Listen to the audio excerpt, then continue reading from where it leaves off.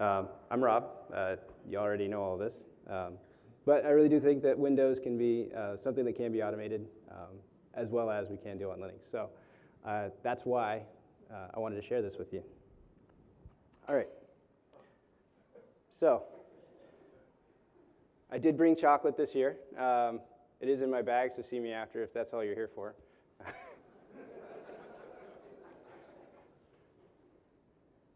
So we're going to talk about Chocolatey. For those of you who don't know what it is, we'll kind of go into it a little bit more. Maybe some of you do know what it is. Maybe we'll learn a couple more things. Who knows? And then we're going to talk about the provider, why Chocolatey, why you would want to use that over the built-in package. Then creating packages, hosting your own package server, and then my favorite part, the announcements. So Chocolatey is a package manager for Windows. I went looking about 3.5 years ago for something that would be a command line that would give me some of that ability to have decentralized repositories, and I didn't really find anything. So kind of had a little case of not invented here. None of us have ever had that, right? Right, okay. So fast forward, we're 3.5 years later, and we have this thing that is built on an existing ecosystem that was out there. So I have all these installers, all these things available at URLs, and I just build something on top of that. We built something on top of that that knows how to reach out to the internet, pull these things down, and silently install them, upgrade them, and uninstall them. Now, back in April, Microsoft actually validated Chocolatey, so that's really good news. What they're coming out with is a package manager aggregator called OneGet. Sorry, had to think about that for a second. And what they're going to do is they're actually going to include a Chocolatey client with it. So this is fantastic news as far as the Chocolatey community goes. So some people confuse the Chocolatey with the community feed, chocolatey.org, as the only thing that Chocolatey is, and it's not. We do have a public community feed. That's where we have over 2,200 packages. And recently we hit over 5 million downloads, so that's pretty awesome. But just because those packages that are there does not mean that where you work is going to be a place that actually could download these and use them, because you may have trust issues. So what we recommend for any business really is if you have mission critical stuff, you probably shouldn't be using the community repository. You should be creating your own packages and hosting them internally.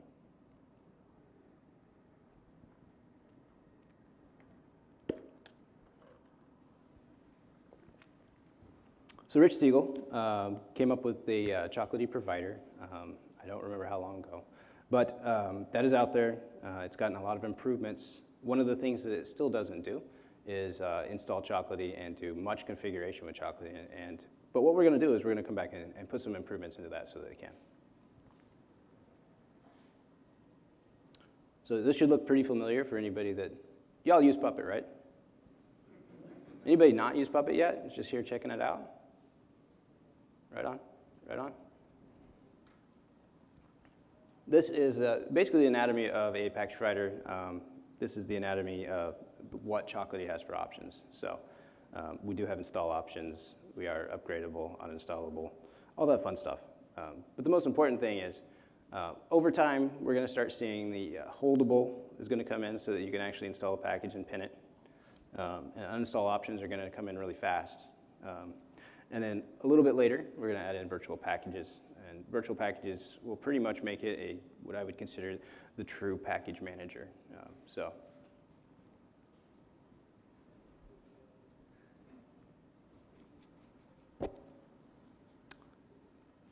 When you're looking at the built-in package provider, how many guys and gals, how many people use the built-in package provider now? Right on. Okay, so what you do with the built-in Windows package provider, you can start seeing that with this, there are some interesting concepts here.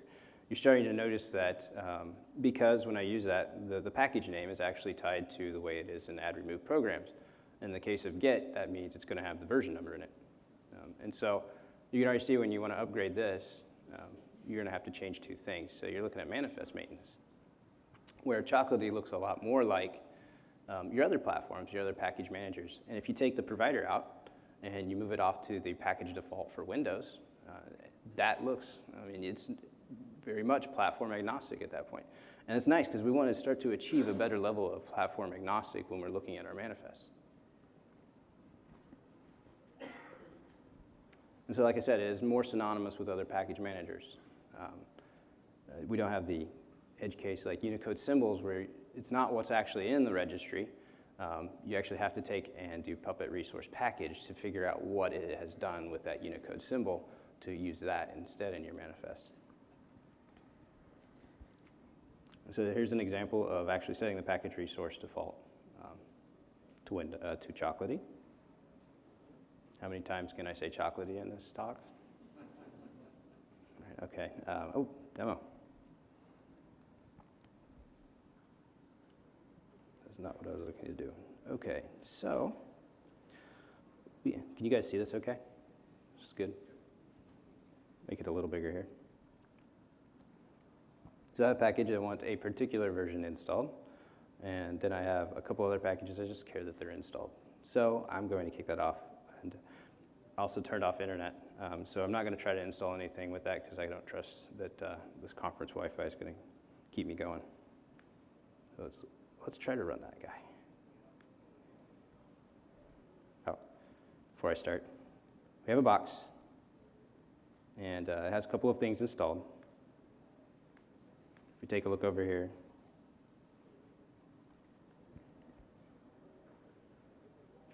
let me bump that guy up just a hair. I did not know I was going to have a big screen, so this is amazing. There we go. So I have one thing installed with Chocolatey at the moment. Now let's just bounce back out and let that guy go. So we're going to do a vagrant provision. And what that's going to do is it's going to query, and for me it's a local package repository. It's going to see that these packages are there, and it's going to install them all for me.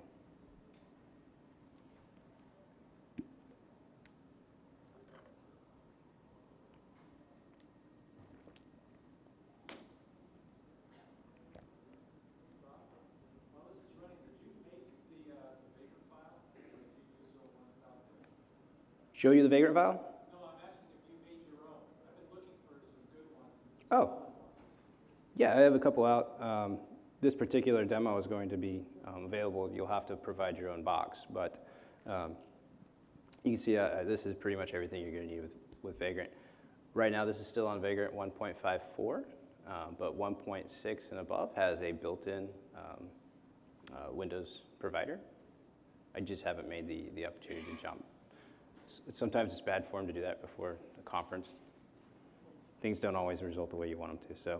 So we see that we have installed all of the packages that we hope for.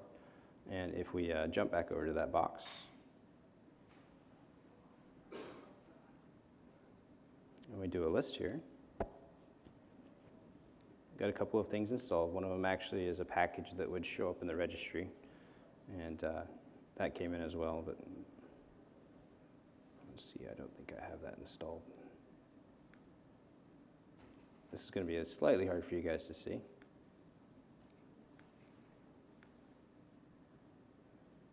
Maybe, yeah. All right, so that's the package provider. Let's take a look at creating packages. So to create a package, you need to have a new spec file. With that, you have the option of adding a Chocolatey install file and a Chocolatey uninstall file. Those particular things are going to allow you to do a little bit more.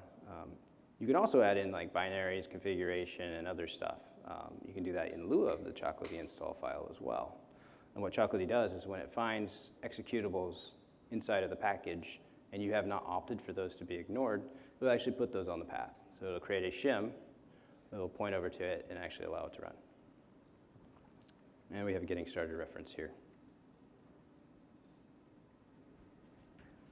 So Chocolatey builds up on top of the NuGet packaging framework, and so we have the new spec, and that specification is really good for NuGet. It's slightly limited once you start talking about Chocolatey and say things that we want to add.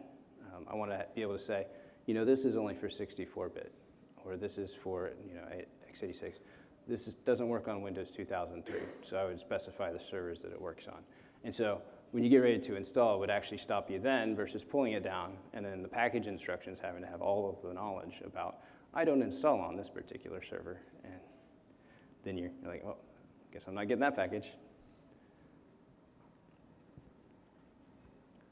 So we have a ton of functions, also known as helper methods, that you can utilize inside of your Chocolatey install to really shorten the amount of work that you have to do to really make things happen. And install Chocolatey package is definitely one of them. You can see here that I'm installing windorstat. So what it's doing is saying, here's the URL, here's the silent arguments, go to town. It is PowerShell, so that means you can't do almost anything. And we have a reference out there. I think I do have these guys pulled up as well, so you can kind of take a gander.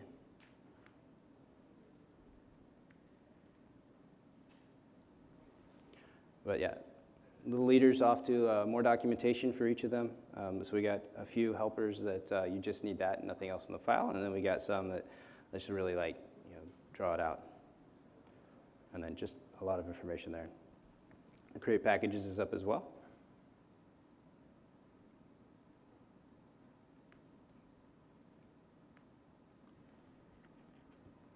For those that are more visual, there's a thing called NuGet Package Explorer, which you can use to build your packages that way. The thing is, it is built more for NuGet, so it's going to ask you to make changes or do things, and every bit of the advice it gives you, you want to say no to. Because it's just completely wrong. So, oh, you add the Chocolatey install file, and it was, oh, do you want to rename that to install? No, I don't. And then the big one is the packaging framework for NuGet has this, I consider it a kind of a giant oversight, but if you put a content folder in there, every package that depends on that also has to have a content folder, so no content folders. We don't need turtles all the way down. All right, so let's look at creating some packages here. All right.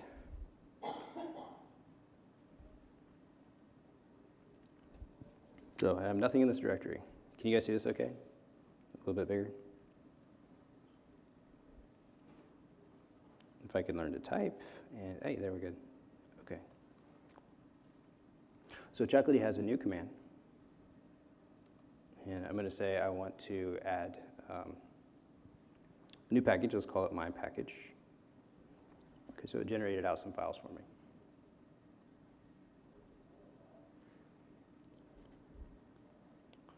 So I have this particular guy, so if I take and I pull that guy up,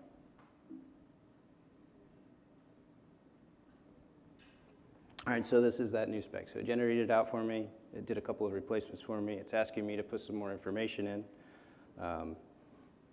Just for the sake of argument, I'm going to go get rid of a couple of things that won't allow it to build, fix one thing that will, and then we'll just go ahead and generate this package.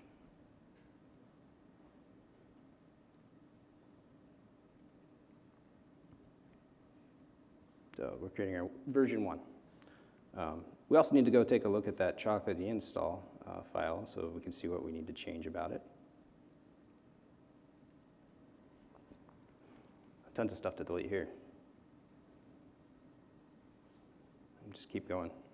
So this is going to give you a lot of instructions and things. So when you're ramping up, you're just really figuring, okay, I don't need that, I don't need that. Oh, I'll do that. And that's what you're doing with this particular guy. So no, I'll come back to that.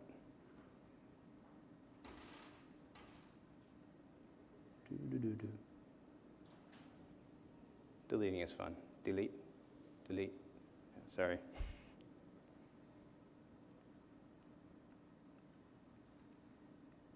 Nope, not quite what I wanted. We really don't need any of that, actually.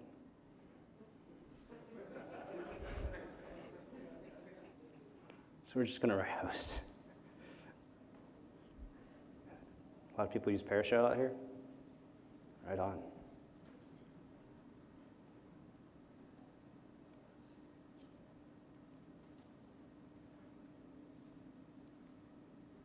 All right, so save that file. Okay, and so then I want to go ahead and package this little guy up.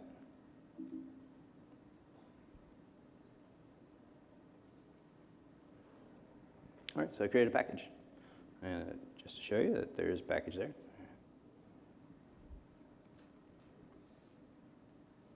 And a package file.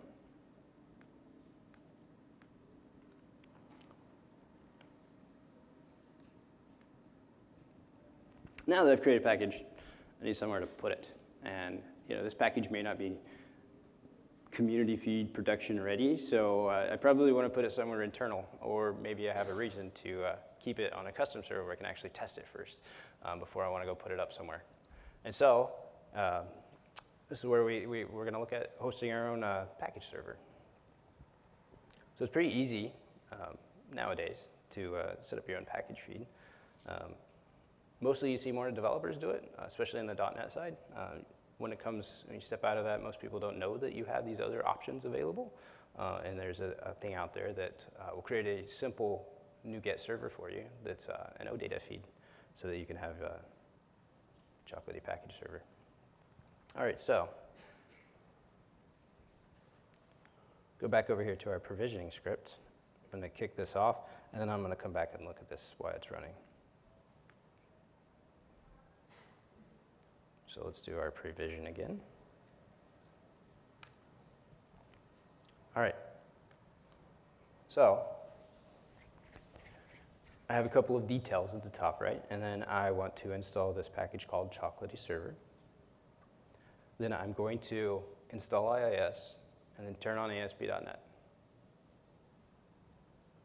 I'm going to remove the default website. Then I'm going to add in my app pool. It's set to version 4 for me. And then I'm going to set that particular site up as the default website. While that's running, I should load this. If it was faster than me, which it might be, then this will actually load up to the default website maybe first.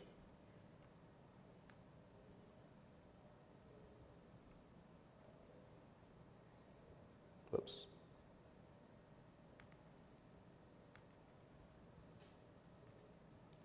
Okay, so the default site just came up. So it's thinking. Okay, and the last thing I'm going to do, I'm going to put these packages in a directory, but I really want to lock that down because I don't want anybody else getting into these packages except through the server. So if they have the API key and they can put these packages up, then that's fine. I just don't want Bob and Sally reaching up and grabbing my packages or putting things in there that shouldn't be in there. So I want to secure those down. So I'm using the ACL module here, and I'm saying, you know what? Purge. I don't want anything other than what's explicitly put right here. And then don't inherit any parent permissions. So yeah, just lock it down to the just administrators and then these other user guys that are for IIS. And then this app data folder where I'm going to put packages. I want you to go ahead and give them modify access too so they can actually make changes. So pretty simple. So we're looking at 60 lines of code with comments and some other things, spaces or whatever. And basically,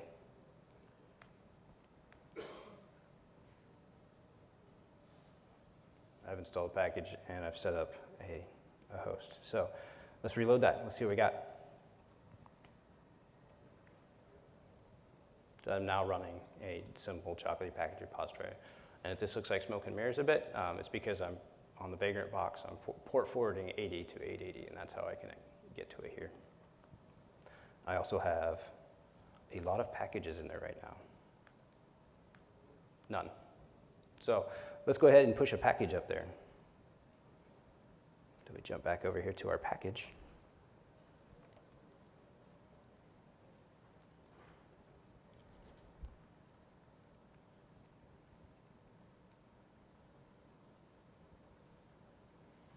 All right, so one thing Chocolatey is going to do is it's going to see if I have this particular source added with an API key.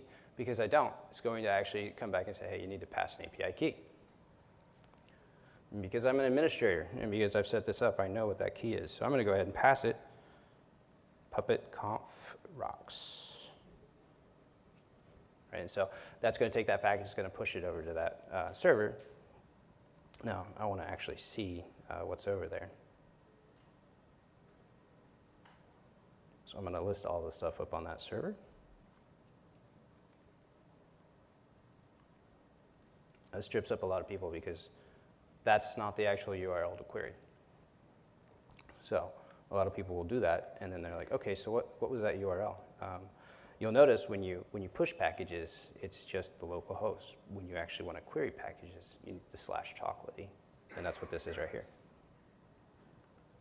So let's do that again. Let's add in what we need. Oh, yep, one package. So I got a package up there. All right, and so now let's take a look, because we should have a package sitting there that we can actually query and install, and we do. So, fun stuff, right? Pretty cool.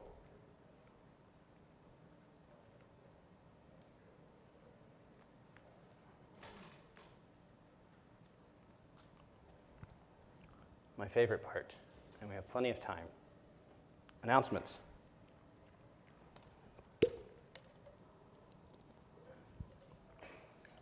So a year ago, we were about to release .2.1 at PuppetConf, and there was a lot of improvements going into the Chocolatey Puppet provider, and we had just made some really good fixes to make it usable. How many people out here actually use that? Yeah. And are you finding it good, useful, or you think it might need some improvements? Everything could use improvements, right? And of course, there was no real easy way to install your own custom server. Now there will be. So where are we going?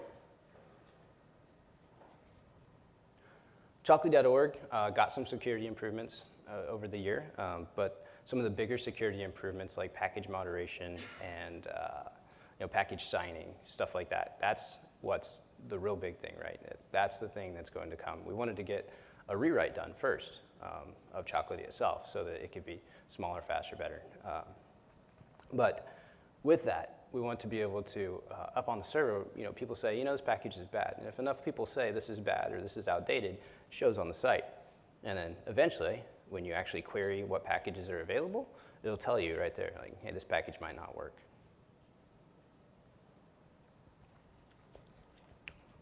So back to that same question, how many would like to see the Puppet provider get better?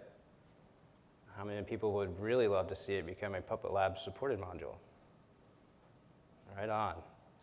So we do intend to I can't talk. We do intend to provide a Puppet Lab supported module. I do not have a date for it yet, but it is coming, so yeah, this is pretty exciting. All right, and for lots of fun, we have rewritten Chocolatey, and it is an executable now. It is not Ruby.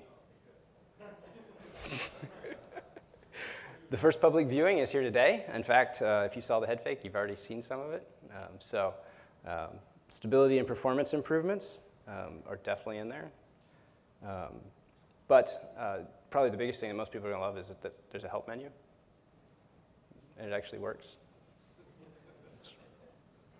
And then as far as Puppet goes, there's a global no-op. So being able to say, if you're used to PowerShell, you can pass -- what if, or you can pass -- no-op. And it'll tell you what it would have done, right? And we're going to see that. OK, so how much faster is it? This comes out pretty clearly. So the really well-named Chocolatey version queries all of your packages, queries a package and sees if there's a new one. So very well named. So we renamed it to something more appropriate. But one of the biggest complaints about that is it's quite slow. And there's a keyword that you can add into it, which is all. And all will allow you to say, take all the packages on my machine, check to see if there's updates, and then report on that. And I ran this against a machine that had 114 packages. And it just added a simple wall clock timer. Right before it started, kicked it off. Right after it finished, it stopped it. And that was 4 minutes and 44 seconds. And the better named, Chocolatey Upgrade All, -- no-op, right? 40 seconds. So that's a huge performance increase. That's, well, 4 minutes off the time. I think we could do better. What it still has to do is it still has to reach out to the network. So we're having that issue. So what I would like to see is within 1 second, it could be returning it. And I think when we get packages and indexes implemented, that will be there. So because of network latency, well, what do you get if you take away the network? Let's just list the packages. And so this is a little bit smaller numbers, but so you get the 3 seconds versus the 1 second, which is still, it's faster. And it's a bit weird because in the newer Chocolatey versions, we actually put a ton of perf into that, and there's nothing more that we can probably get out of that number. So that's as fast as that's going to be. And I think what we're paying for right there is the 2-second startup time for PowerShell, where the other one doesn't even have to start up PowerShell. So like I said, that was a head fake. All of the demo of the creating packages, that was all from OS X. And the reason we did that is that there's a lot of system admins that I don't want to necessarily jump onto a Windows box to maintain packages. I'd rather just create them, push them, and then test them from Windows box later.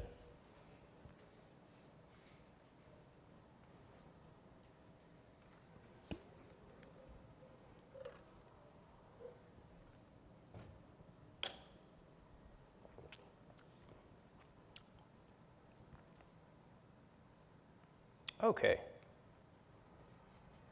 Everybody can see this okay.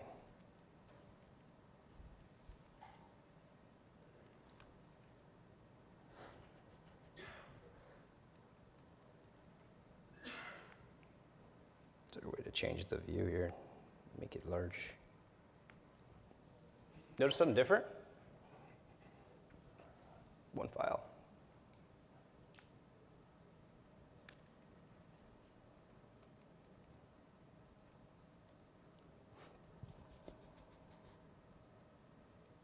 Let's take a look and see what we got installed.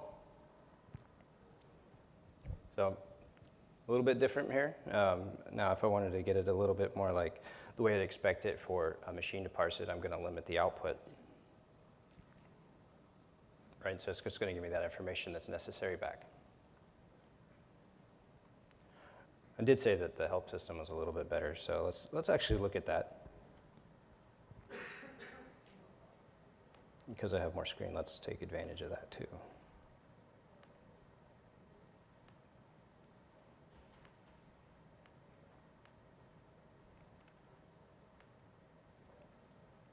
There we go. So the top level is telling me more commands I can actually go get more information about. It's also telling me about the global options that I have. And so let's take a look at lists and let's see what we can pass to it. Right? So there's a really interesting option there. I wonder what it does. So if I want to go local only, and oh, there's this include programs. What is this? What's this? So what that's telling me is I have 5 packages installed, and then it looks at the registry, and it goes, you have 8 more that aren't actually being managed with Puppet. And in here, I have more than 8 installed. Chocolatey. Sorry. Not a lot of sleep lately.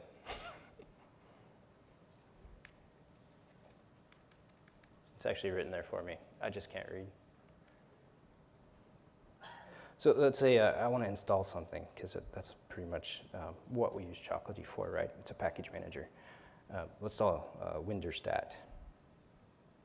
Now, because I don't have internet set up here, I'm actually going to point to a local package source. Vagrant. Resources. Packages. Okay. And I think Vagrant's in there. I'm sorry, Winderstat. Yes. Okay. All right. I'm curious what it would do, so let's no-op it. All right, so what it's going to say is I would have installed this package, and then I would have ran this PowerShell.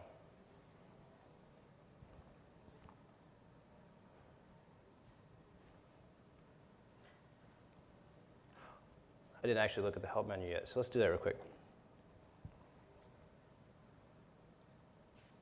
So there's quite a few more options. One of the things that you may start to notice as you look at this is Chocolatey no longer installs multiple versions of packages coming with this. It'll actually install one package, and the old version will get uninstalled, so it'll get removed.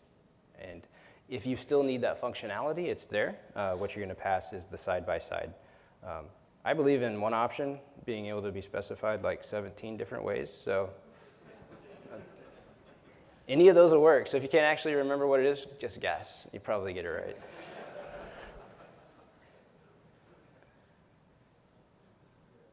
Rob, did you just say that if you had the old Chocolatey installed, like under C Chocolatey, it's going to upgrade it?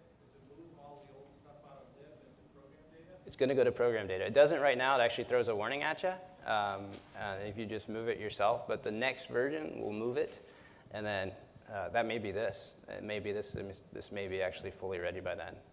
What this doesn't have in is like the alternate sources. So you can't say minus source Ruby, minus source WebPI. You can't do any of that with this yet. So all of that still has to get built in.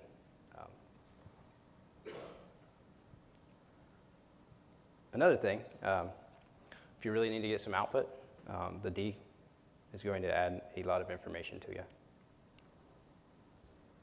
So some of this you'll recognize because it just comes over from the other, but you're really seeing like things it's doing. So let's go from no up. Let's actually install it. Let's see what happens. Wait a second. Okay, so to become more in parity with the other types of package managers, a lot of people when they use things, when it's getting ready to do something dangerous, or it's getting ready to like download a ton of stuff from the internet, it's like you're using Yum, it's like, hey, I'm going to download all this stuff and install it. You want to continue? Right? And so Chocolatey is now going to do that by default. And what you would get is the -y, just like you would with Yum, right? To say, yeah, go ahead and do all that, right? And you get this option. It's like, hey, I'm thinking about doing this. Do you want to do that, or do you want to not do that? I'm going to say, no, I don't want to do that. And so it doesn't install it. And I get a message that it didn't get installed. But instead, let's just take the enter, go ahead and install it.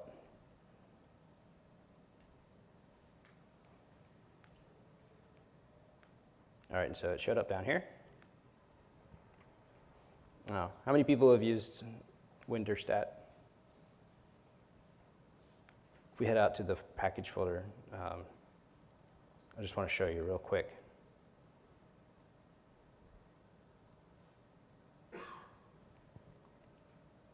Really got to fix this view. It might be a little too big.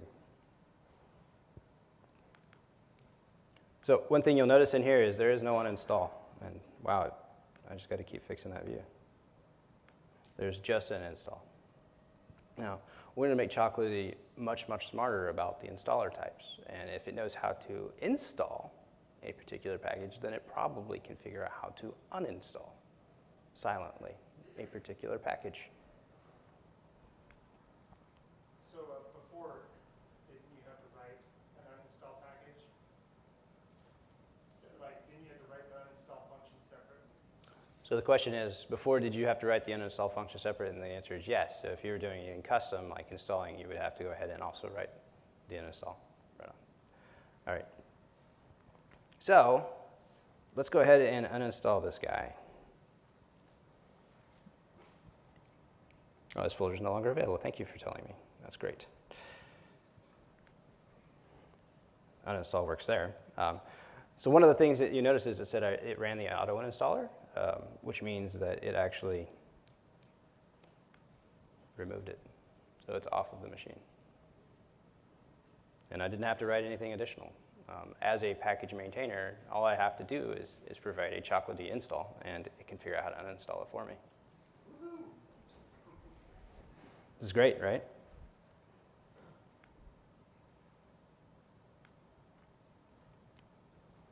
All right, before I open it up for questions. By the way, I do have chocolate in the back, so in case you do want chocolate, find me afterwards. I've found that announcing things on the mailing list is probably not the best way of letting people know about things, and so we're moving to a newsletter because it seems that that's a much better medium for that. So this is where, when this new Chocolatey becomes available, it's going to be announced here first. So, and all the other great things that we're doing is going to get announced here. So definitely join the newsletter. If you go to chocolatey.org, there's a link that you just drop down to, so you can't miss it. If you're looking for me, Fervent Coder, at Twitter, GitHub, Gmail, wherever, it's probably me. Also Rob at puppetlabs.com. And really my hope is that we're bringing you from, before you came to PuppetConf, you're like, oh, managing Windows? Yeah, right? And then all the stuff that you see here over this week is going to be, the stuff that's just going to be blowing your head. And then you're going to go home and you're going to be on the right. So, questions?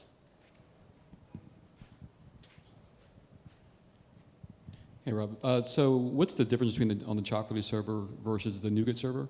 Is it a fork of NuGet server, or what are the enhancements? It's a compiled version of the NuGet server plus some enhancements. I had a question regarding versioning. We put together quite a few packages in-house, sometimes repackaging software that we just don't want to pull down from the internet. Occasionally, in that install logic, we'll have a bug, we'll want to redo something, and then we have to bump the version number to get Puppet to install it. How do you recommend, it would be nice if that version number included both the software version, the binary version, and the installer version. Yeah, and that's something we've talked about adding to the packaging framework, which NuGet doesn't support, but we would have to add separately, is to have a package number. So becoming more like a package manager, right? Hey, Rob. So this morning, Luke mentioned about installing Microsoft SQL Server using Puppet. Would that be using Chocolatey, or is that another functionality that's being developed? That is the guy right behind you, that guy right there with the funny headband on, is working on a supported module for SQL Server.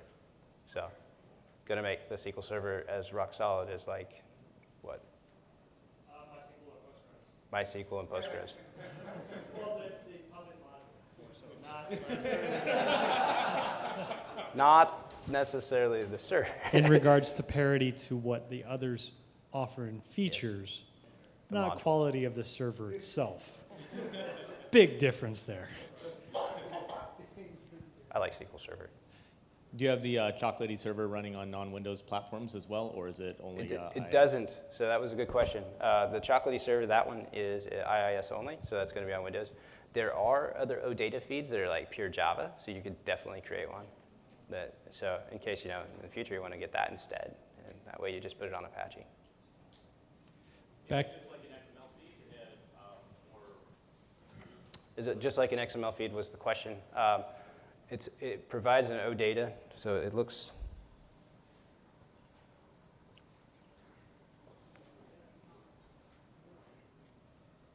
And I pulled it up in something else. It looks sort of like an RSS feed. But it's just, you can query it, which makes it weird. you mentioned the Chocolatey, the SQL installer. How does that compare to like just using what I do today with DISM?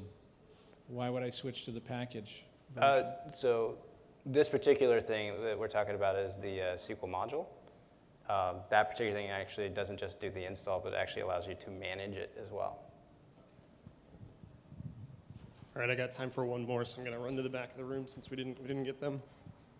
Rob will be here afterwards. Hey, has the decision been made about, and I haven't checked the past couple releases, but about automatically removing the older packages such that they don't all stay there? Yeah, that's what I was showing you. I actually didn't show it, I said it. What is switched to is that those older packages get removed as the new packages get installed. Okay, so that's in the new. That's in the new one. New Yeah. Chocolatey. So not out yet, or Right. okay. Right, unfortunately, we are totally out of time. So thank you, Rob. Thanks. He will be around probably for more questions.